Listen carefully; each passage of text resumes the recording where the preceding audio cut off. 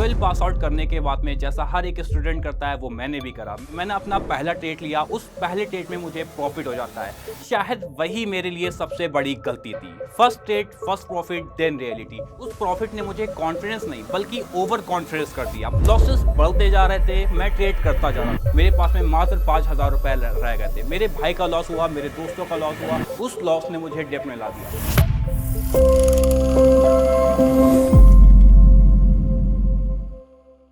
This video is made for educational purposes only and are not meant for financial advice. Viewers are recommended to consult registered financial and investment advisors before making any investment. We disclaim all liability for any loss or damage as a result of any investment that you may consider. We do not promote any finance or investment related courses or products to this channel. Hello friends, मेरा नाम दानिश है। आज मैं आपसे share करने आया हूँ अपनी ट्रेडिंग जर्नी।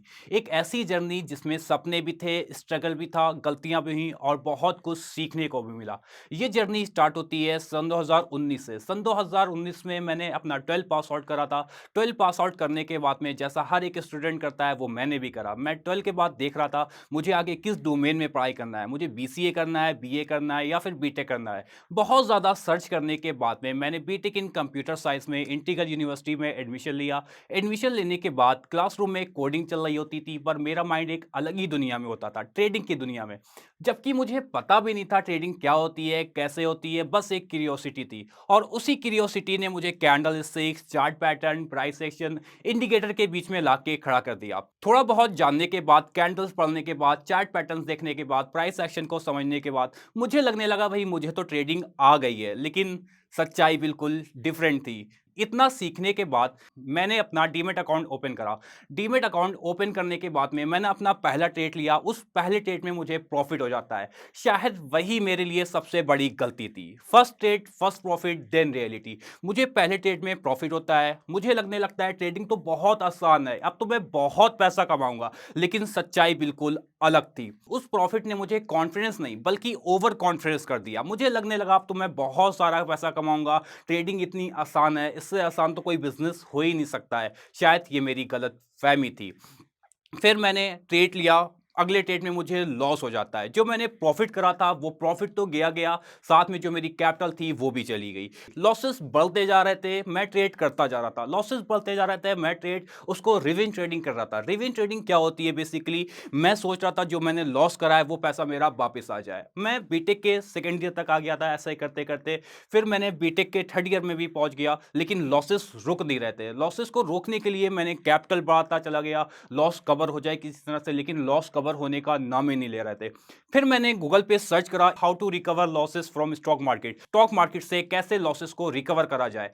फिर मुझे एक टेलीग्राम चैनल मिला। अब जो कहानी में ट्विस्ट आता है वो यहाँ से आता है। मुझे टेलीग्राम चैनल मिला, मैं टेलीग्राम चैनल को मैंने ज्वाइन करा। वहाँ पर मुझे कॉल टिप्स मिलती थी, मतलब आपको कॉल बाय करना है, पुट को बाय करना है, इस तरह से मुझे वहाँ पे टिप्स मिलती थी। एक दिन क्या हुआ, मैम का कॉल आता है, सर आज आपको कॉल को बाय करना है। मेरे पास में पैसे तो थे नहीं, मैं ऑलरेडी 2 से 2.5 लाख रुपए लूज कर चुका था मार्केट में। अभी मुझे पैसे इकट्ठा करना थे। पैसे कहाँ से मैंने इकट्ठा करे ये मैं आपको बताता हूँ।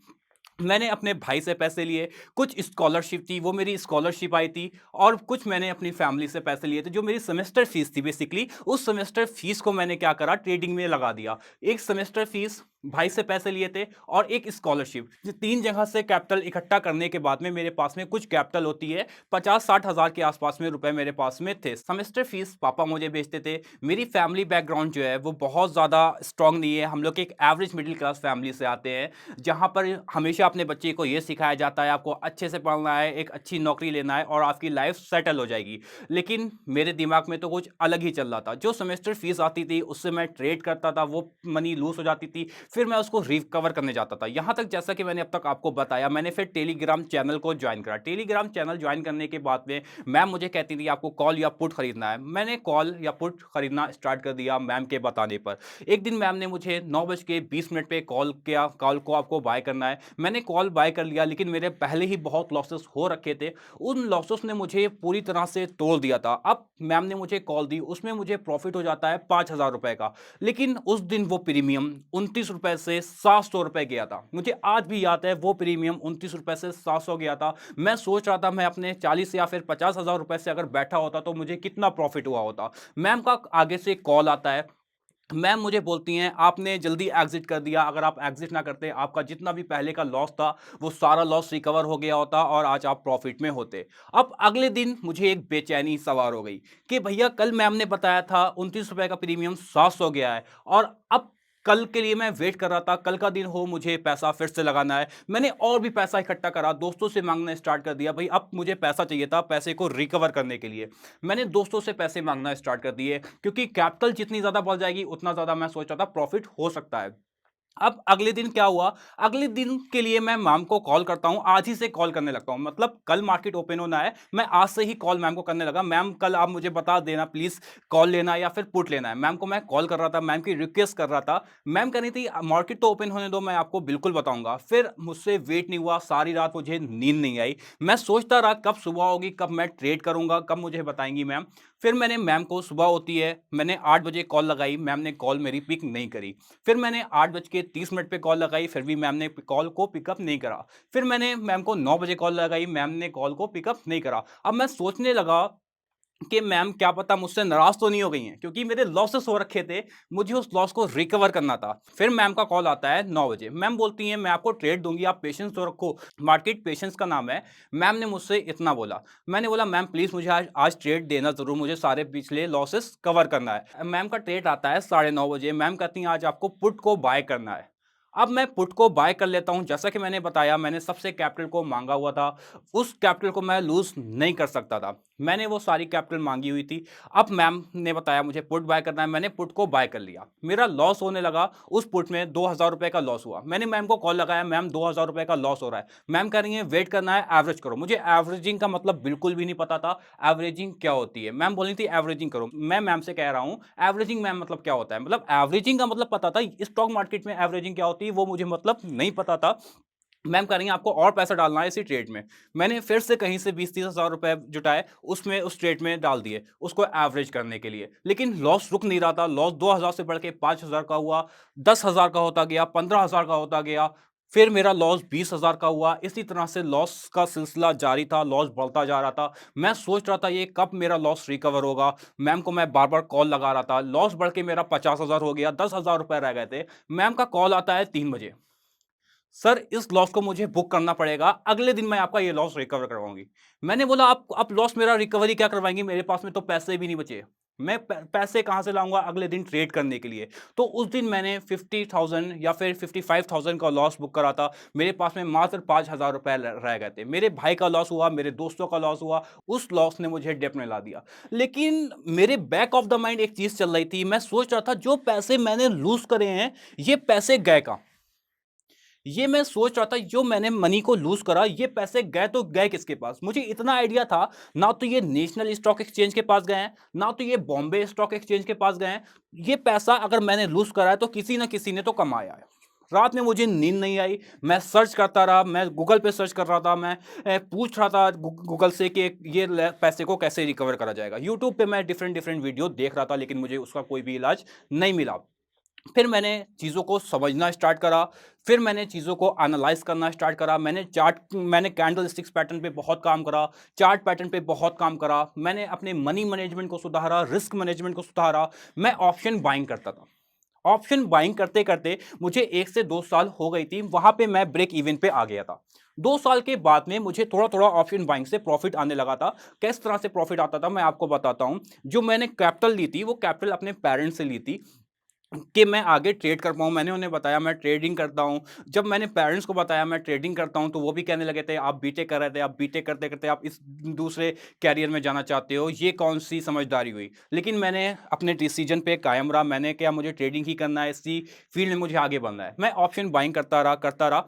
मुझे फिर प्रॉफ़िट होने लगा। एक दिन प्रॉफ़िट 50,000 का होता था, तो अगले दिन 10,000 का लॉस। फिर इसी तरह से चलता था, 10,000 का प्रॉफ़िट, 5,000 का लॉस, 20,000 का प्रॉफ़िट, 15,000 का लॉस। तो मैंने सोच लिया option buying is not a way to earn consistent money. Option buying एक कंसिस्टेंट मनी बनाने का रास्ता नहीं है।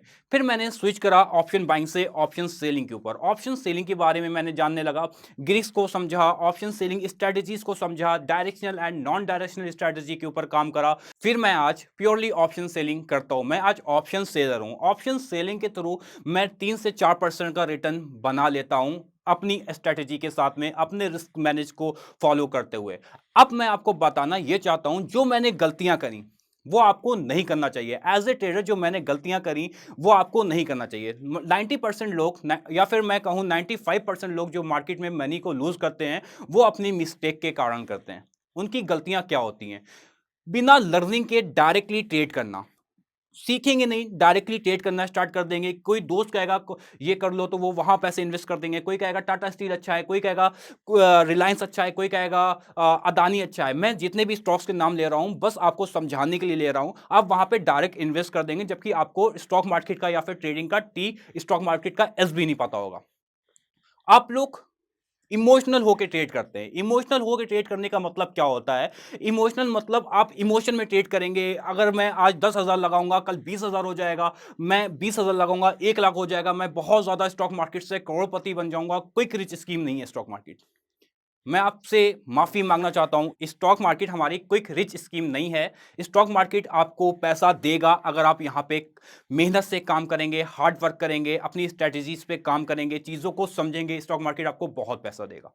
उसके बाद आप लोग अपने रिस्क मैनेजमेंट को फॉलो नहीं करते हैं, ना ही मनी मैनेजमेंट को फॉलो करते हैं और मार्केट में आ जाते हैं। आपको पता भी नहीं होता है जो मैं 10,000 रुपए ऑप्शन बाइंग कर रहा हूं 10,000 रुपए से, इस पर मुझे कितने रुपए का रिस्क लेना है।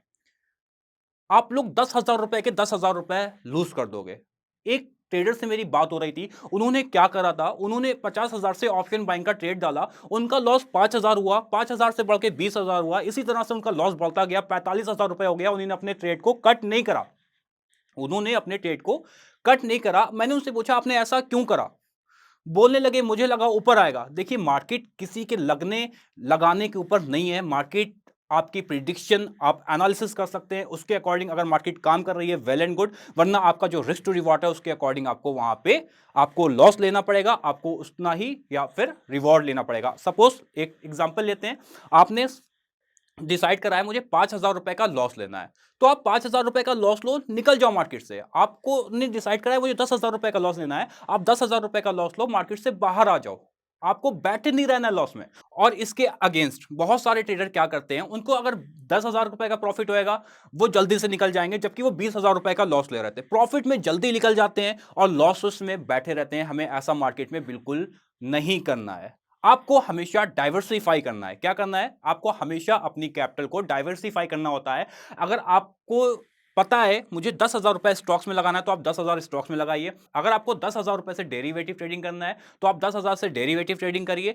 कुछ नहीं होता है, आपको हमेशा डाइवर्सिफाई करना है। अगर डाइवर्सिफाई नहीं करेंगे तो आप क्या कर रहे हो बेसिकली, अगर आपके पास भी 1 लाख रुपए हैं, आप उस 1 लाख से ट्रेड ले रहे हो तो आप अपने पूरी कैपिटल पे खेल रहे हो। आप अपनी पूरी कैपिटल पे खेल रहे हो। अगर आपकी 1 लाख पे 5% का लॉस होता है तो आपका 5,000 आपके 1 लाख से गायब हो गया। अब वो 1 लाख नहीं, अब आपके 95,000 है।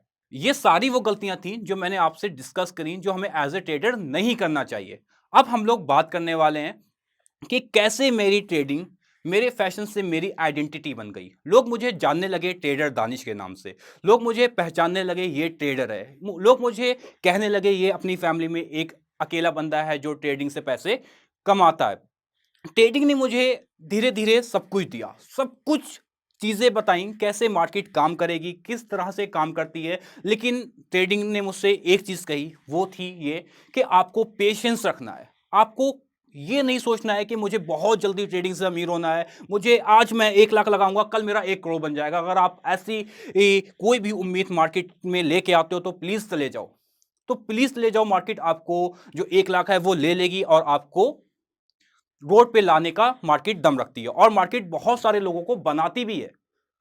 जो लोग पेशेंस के साथ में ट्रेड करते हैं, रिस्क मैनेजमेंट के साथ में ट्रेड करते हैं, मनी मैनेजमेंट के साथ में ट्रेड करते हैं, उनको मार्केट बना भी देती है। बहुत सारे ऐसे नाम आप लोगों ने सुने होंगे जो ट्रेडिंग के दम पे बने। और बहुत सारे लोगों से आपने सुना होगा कि मैंने इतने लाख रुपए इन्वेस्ट करे थे, मैं स्टॉक मार्केट में डूब गया, तबाह हो गया। ऐसा भी सुना होगा। दोनों ही चीजें ट्रेडिंग कर सकती है, लेकिन आपको डिसाइड करना है आप किन में से हैं, पेशेंस रखने वाले हैं या फिर आपको इम्पेशेंस होते हैं, आपको जल्दी पैसा चाहिए, आपको क्विक रिच स्कीम चाहिए।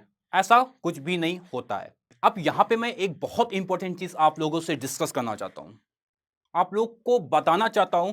बहुत सारे लोग ऐसे होते हैं जो ट्रेडिंग में लोन लेते हैं। ट्रेडिंग लोन लेके करते हैं, मतलब बैंक से लोन ले लेंगे या फिर किसी से ब्याज से पैसा उठा लेंगे तब ट्रेड करेंगे। आपको बिल्कुल भी किसी से लोन लेके ट्रेड नहीं करना है। देखिए, मेरा फैमिली बैकग्राउंड था, मुझे फैमिली से पैसे मिल गए थे, सबका नहीं होता, सबका नहीं होता। इस केस में आपको कभी भी लोन लेके ट्रेड नहीं करना है। अगर आप लोन लेके ट्रेड करने जाएंगे तो आपका पैसा लूज होना ही होना है, आप कितना भी अच्छे ट्रेडर क्यों ना हो। क्यों मैं ऐसा कह रहा हूं? जब आप किसी से पैसे लोन पे लेते हैं, जो आपकी माइंड की वर्किंग होती है वो वैसी नहीं होती है जैसी होना चाहिए। आपकी डिसीजन मेकिंग वो वैसी नहीं होगी जैसी होना चाहिए। आपका मनी मैनेजमेंट वैसा नहीं होगा जैसा होना चाहिए। तो आपको अवॉइड करना है, आपको कभी भी लोन नहीं लेना है। अगर आपको लगता है कि मुझे ट्रेडिंग में ही कैरियर बनाना है, आपके पास में पैसे नहीं है, आप उसके लिए दूसरा रास्ता चूज कर सकते हैं। वो रास्ता ये हो सकता है, आप स्टार्टिंग में 2-4 महीने जॉब कर लें, जॉब करने के बाद में आप थोड़ी कैपिटल इकट्ठा कर लें, उससे ट्रेड करें। लेकिन लोन लेके तो ट्रेड बिल्कुल भी नहीं करना है। मैंने बहुत सारे ऐसे लोग देखे हैं और मेरे बहुत सारे ऐसे दोस्त भी हैं जिन्होंने स्टार्टिंग में जॉब करी और जॉब करने के बाद में पैसा कमाया। पैसा कमाने के बाद में आज वो ट्रेडिंग करते हैं और सक्सेसफुल ट्रेडर हैं। सन 2019 से अब तक जब से मेरा कैरियर स्टार्ट हुआ था, बहुत सारे डाउनफॉल आए और आज मैं एक सक्सेसफुल ऑप्शन सेलर हूं। अब तक मैं 3000 प्लस लोगों को ट्रेन कर चुका हूं फ्रॉम डिफरेंट डिफरेंट इंस्टीट्यूट। मैंने अब तक 3000 लोगों को ट्रेनिंग दी है, स्टॉक मार्केट कैसे करना है, कब करना है। और मैं आज करंटली मैनेज कर रहा हूं 50 लाख से ऊपर का फंड मैं मैनेज कर रहा हूं, जिसके ऊपर मैं 3 से 4% रिटर्न मंथली बेसिस पे निकाल लेता हूं। ये मैं निकाल लेता हूं, हो सकता है आप लोग ना निकाल पाएं या फिर आप उससे भी अच्छा रिटर्न निकाल पाएं। ये आपकी स्ट्रैटेजी के ऊपर डिपेंड करेगा, आपकी एनालिसिस के ऊपर डिपेंड करता है। लेकिन मेरी जो स्ट्रैटेजी है उससे मैं 3 से 4% का return on A monthly basis के ऊपर निकालता हूं। मैं आपसे कहना चाहता हूं, अगर एक एवरेज बीटेक स्टूडेंट मार्केट के स्ट्रगल, मार्केट के बीच खड़ा रह सकता है तो आप भी कर सकते हो। बस आपको पेशेंस चाहिए, आपको डेडिकेशन चाहिए, आपको डिसिप्लिन चाहिए मार्केट से पैसा बनाने के लिए। आई एम थैंकफुल फॉर जो स्टॉक। जो स्टॉक ने मुझे मौका दिया अपनी जर्नी को रिप्रेजेंट करने का। मैं यहाँ खड़ा हूँ फॉर जो स्टॉक की वजह से, क्योंकि जो स्टॉक ने मुझे एक मौका दिया अपनी जर्नी को रिप्रेजेंट करने का। और जो स्टॉक ऐसे ही बहुत सारे लोगों को, बहुत सारे ट्रेडर को मौका दे चुका है अपनी जर्नी को बताने का। जिससे होगा ये, आप लोग सीखेंगे, जिससे आपको ट्रेडिंग की सही गाइडेंस मिलेगी और आप लोग आगे बढ़ेंगे। जैसे कि हम सारे ही ट्रेडर एक अच्छी मार्केट में लर्निंग लेने के बाद अच्छा रिटर्न निकाल पा रहे हैं। आई एम थैंकफुल फॉर जो स्टॉक।